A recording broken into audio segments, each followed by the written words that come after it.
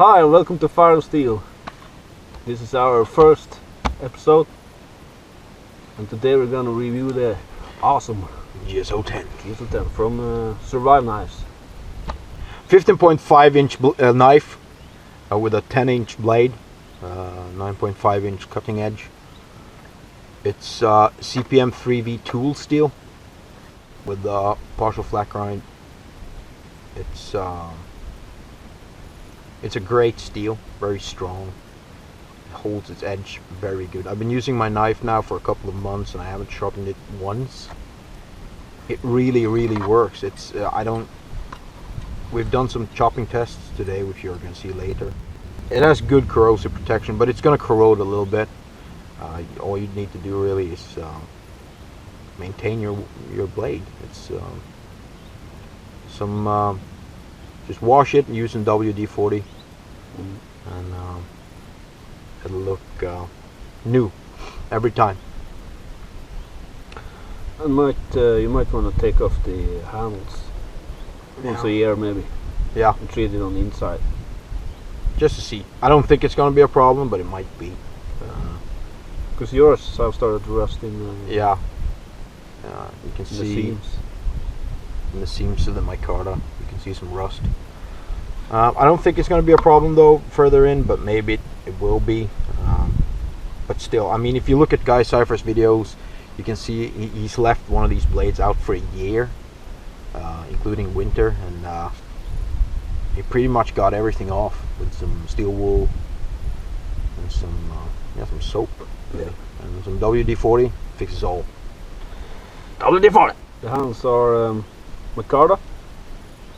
You can order a G10 orange. Yeah. Just orange. Yeah, just orange for the G10. I'm not a big fan of G10, but you know, it's an option. yeah, it is, and some like it, some don't. I don't think it's going to work for such a big knife. I might be wrong. I'm probably wrong, but for me, this is the best option. And it's got this really woolly woolly texture. Yeah, woolly texture. It's kind of soft. It's weird. If you look at tops knives like Tahoma or the M4X Punisher or any knife really from Tops, it's really hard and slippery. And this one really fits the hand well. It doesn't slip. It's not smooth. It's a woolly texture. It fits the hand really well, as you can see. Another problem I have with the Tops knives are they're straight from bottom to the top. It's just a straight line. This one really is shaped to the hand. And I have a large glove hand, size 10 I think it is, and that's perfect for this knife. It doesn't slip. It's really comfortable. You have a lot of gripping options. You can choke up. You can hold it here. You go down. It's very comfortable here as well, and all the way down here for a 2-finger grip. It really works as a chopper as well. The thickness is 3/16 of an inch thick. Mine has a fire notch. You can order that if you want to. His doesn't. Also, you don't have jimping on top. It's just, I don't know. It's just a small dump. Yeah. You just, it fits. It's a groove. It's a finger groove for your thumb, and it works. It doesn't slip either. It's quite unique. I've never seen that in a knife before. It's always jimping. I don't mind jimping. I like it, but this works as well. It's a good thing. The pommel is small, which doesn't matter for me because I never use a pommel for anything really. A nice thing is the lanyard hole. It's hidden underneath, and it's not a problem to get your paracord or whatever it is you want to use for a lanyard underneath. As you can see on his, it's very good. I like that it's hidden. It gives a nice oval finish to the knife. Yeah. Doesn't stick out. I don't know the weight of the blade. I'm not sure. I can check it up, put it in annotation, or you can just put it down below. But it's really lightweight. It feels very lightweight, and the point of balance is Perfect right balance. there. Yeah. And it's not heavy. It feels really good when you chop. It's really, I don't know. It's fantastic ergonomics. It just feels really good in your hand. It's a well thought out knife. Yeah, and I love the shape. It doesn't have any of these fancy things. It just looks like a big ass bread knife, steak knife. It's just awesome. It has some markings on it, CPM 3D with the SurviveKnives logo and the America flag, which is kind of cool, I guess. Oh, and let's not forget the screws. Yeah, The screw heads align. that's autism, and it's awesome. It's too nice. Guy, you need to check a doctor or something, because this is really weird. I don't know. It's an awesome thing though. It's a good finish. It proves quality in my mind, but it's really weird. Proves that the one who makes this knife, he really cares about his work. Yeah. And Guy does. I mean, he gives a lifetime warranty for your knife. If you accidentally chop in stone or rock or anything like that, and it chips, you can send it to him. Don't quote me on this, but you can send it to him, and he'll cover it for you, which I think is a huge plus. And I think that proves that he's genuine about his work, and he's proud of it, and he should be. I mean, come on, it's a great knife.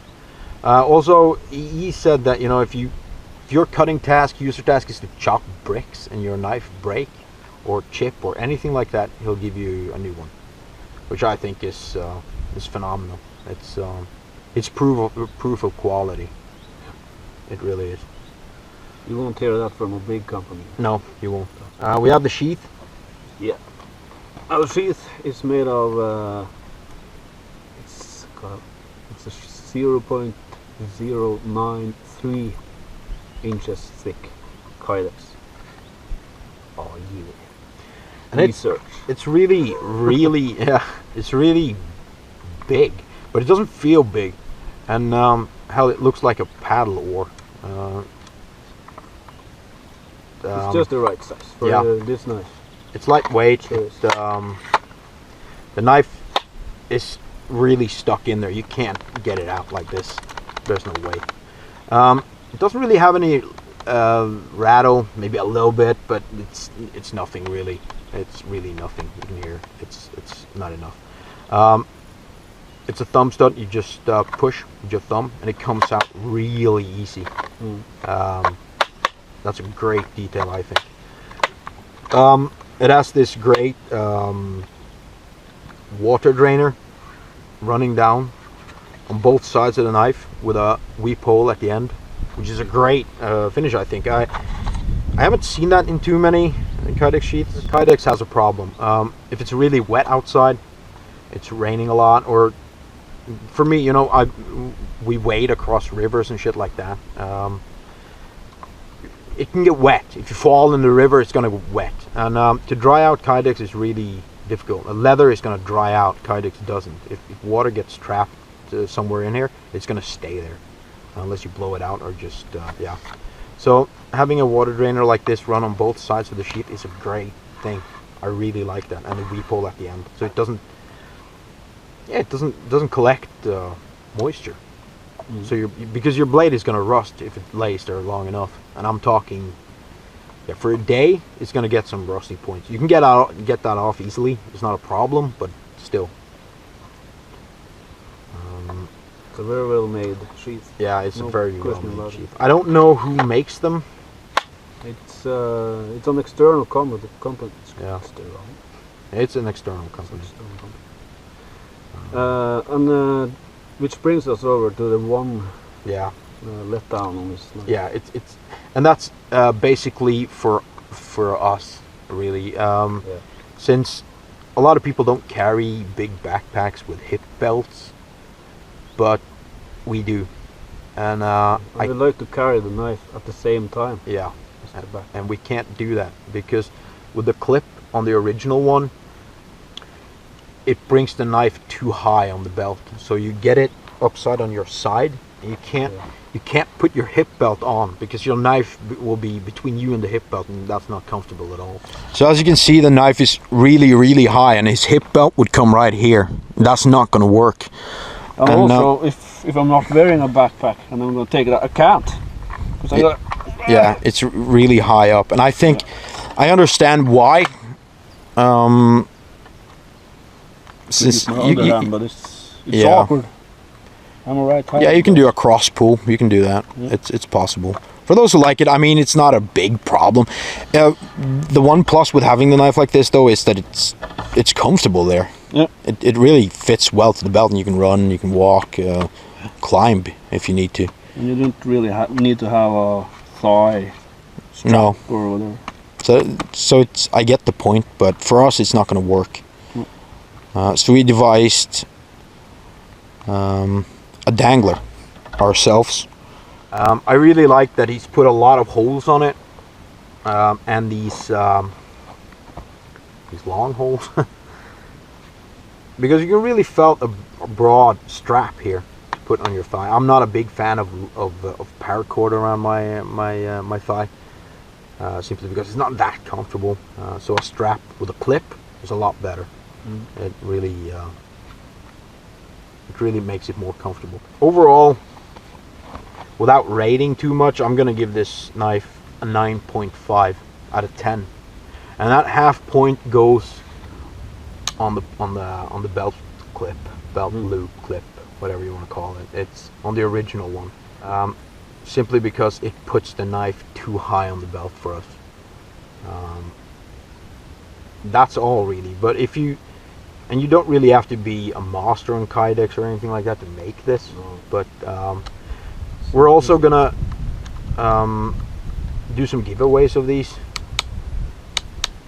Maybe if you want to make some. Yeah, no problem. We can do some. If some have a GSO-10, we can make some for them. Just put it in the comments below if you want one or two. And we might put a competition. It might just be, say you want one, and we'll pick a name, and you will get one. And we'll ship it worldwide, and you can have it for your GSO-10. Now we might make these also for the GSO 4.1, maybe. I don't know if it's necessary, but maybe. A huge shout out to Guy Seiferd for making these. This is the only knife I will ever need. We have a bunch of knives.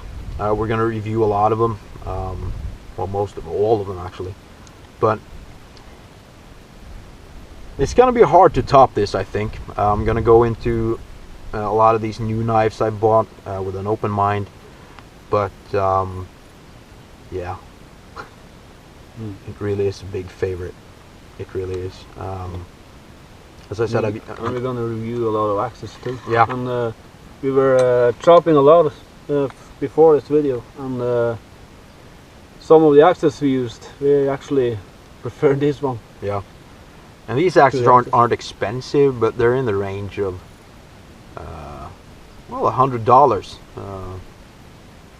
to $100, and no way do they beat this. No way. They're not even close, in my opinion. They work because they're axes, but this one actually chopped better, which was kind of surprising actually. But yeah. Yeah, so Guy, thanks for making these. I really appreciate it. Also sheaths. You can get these in many colors now. Blue, yellow, some fancy neon green, black, red, well, all rainbow colors really. And mine is camo micarta and OD green. If anyone's interested in that. I believe this is black canvas, plain black. The knife retails for about $350, I think it was, depending on what you want extra, notch and so on. So yeah, it's not expensive for such a great knife. I've actually paid the same price for a couple of knives that are $10.95 and are nowhere near this quality. I think this knife, to be honest, I think it's a $500 knife. I know Spartan Knives make awesome knives, and they have the prices around that with basically the same type of steels. So yeah, you get a lot of money. You get a lot of tool for that amount of money. It's absolutely worth it, and I'm gonna buy one more just to have one. If you're curious about GSO knives, Yeah, go to the YouTube page to SurviveKnives. They got a lot of videos showing. yeah. Check out his corrosive videos. They're really interesting. Really proves what guy is saying about his knives. And he's really honest about it, that they do corrode, but it's not a problem, and it's really not a problem. We want to do a huge shout out to Tactical, my brother.